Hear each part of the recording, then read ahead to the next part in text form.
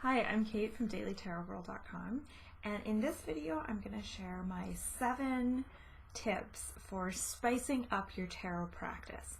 So every now and then I kind of feel a little bit meh about tarot. So I go through these phases where I just don't feel like practicing tarot, or I don't feel like doing readings. And this is something that happens to me kind of off and on.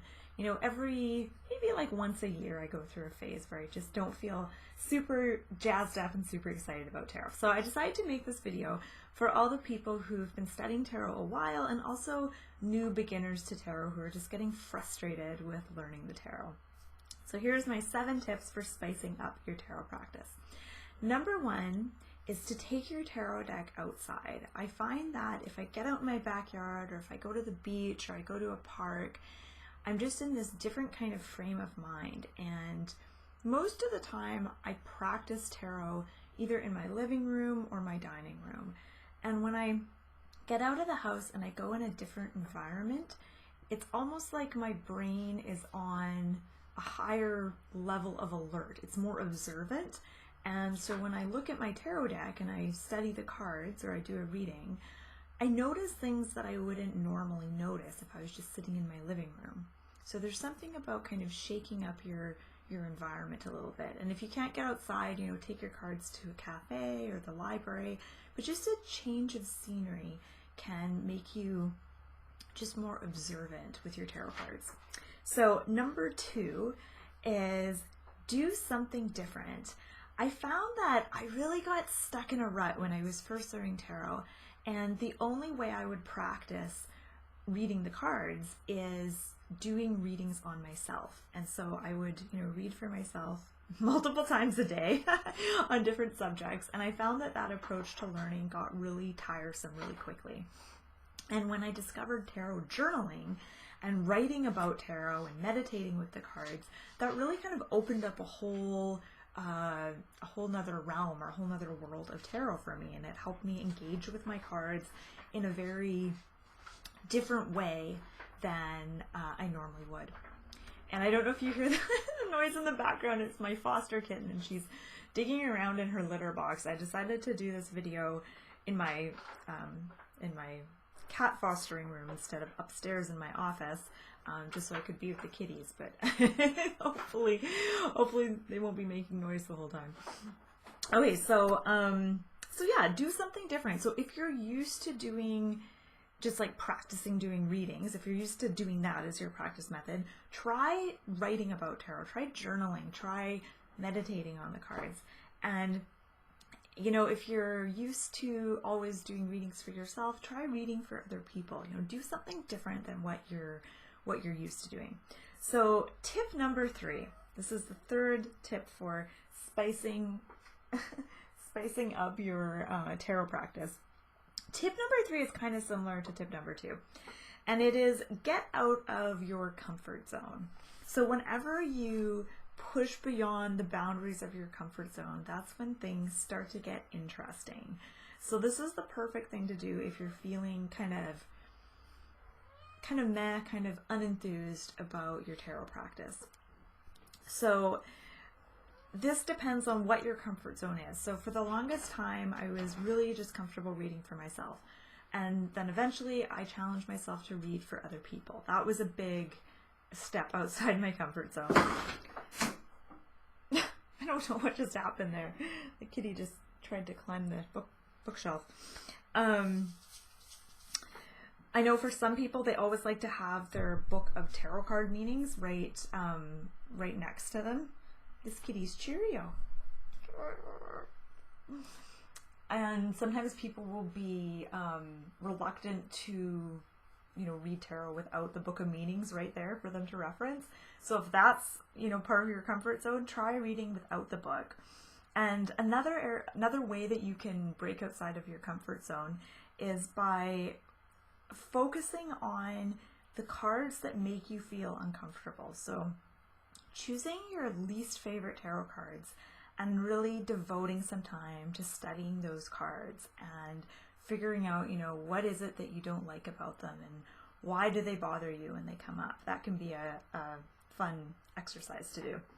Okay, so tip number 4 is find a tarot buddy or a tarot group. So tarot is one of those activities that really lends itself well to being a solo activity. And most of the time when I'm engaging with my cards, I'm doing it on my own, in the privacy of my living room. I've never been part of a tarot group, although I've heard from a lot of people how much fun it is, and I can only imagine how much fun it would be to be in a tarot group.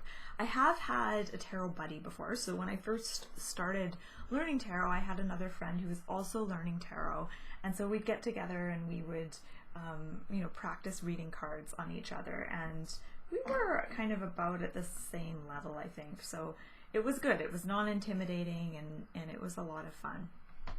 So that's something you can look into if you feel like your tarot practice needs a bit of a boost. Find a friend who's also interested in learning tarot, or you can even start your own tarot group as well.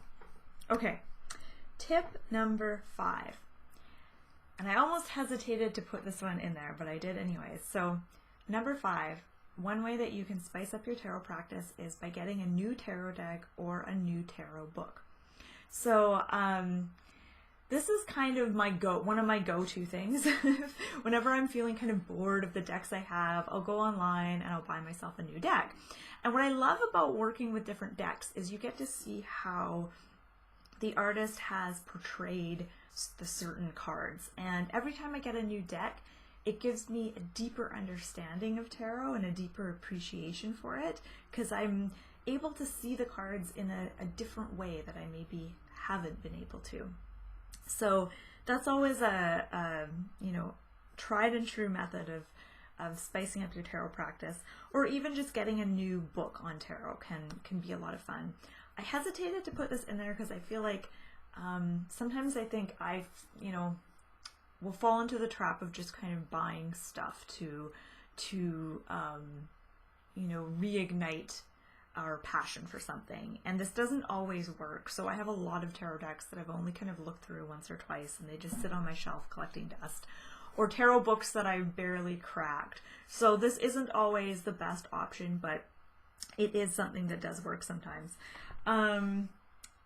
Tip number 6 is start a tarot scrapbook. So this is like a tarot journal, only it's more craftsy and it's more tactile. So normally, like when I have a tarot journal, I'll have 1 or 2 pages for each card, and I'll kind of write a little bit about each card. With a tarot scrapbook, it's kind of the same idea, but instead of just writing, you could stick things on that page that make you think of that particular card. So for example, the High Priestess. Think of the essence of the High Priestess. She's very mysterious, she's otherworldly, she's spiritual. So you might choose to put, some, like an incense package on there. You might have some like silver star stickers. You might want to do some drawings of things, movie stubs, dried flowers, or whatever makes you think of the High Priestess. So this is the kind of thing that would be really time consuming. It's like a project that you don't really start it with necessarily the goal to finish it, but it's like an ongoing project that helps you really engage with your tarot cards in a different kind of way. Tip number 7 is take a break. So I feel like with tarot, sometimes absence makes the heart grow fonder. And I know that when I was new to tarot, I was so obsessed with it that I was reading all the time. And it started to feel like almost like a dysfunctional relationship. Like, when you were a kid and you had a best friend and you hung out with that best friend like every single day during the summer, and then you'd eventually get sick of each other and you'd start like bickering and fighting and stuff. I feel like we kind of have to be aware of that when we're using our tarot cards too much. So your relationship with your tarot deck can become almost like a dysfunctional relationship if you don't take breaks every now and then. So if you're feeling unenthused about your tarot practice, if you're feeling bored of tarot, take a break. And you might only need to take a break for a week, or maybe a month, or maybe a couple months, but just put your cards away and take a break. And then when you come back to your tarot deck, you're going to feel a renewed sense of enthusiasm and excitement about your deck. So in conclusion, I just want to say that if you, another way to reignite your tarot practice is to check out my website, dailytarotgirl.com. I've got lots of tarot exercises on there. I've got lots of questions that you can ask your tarot cards.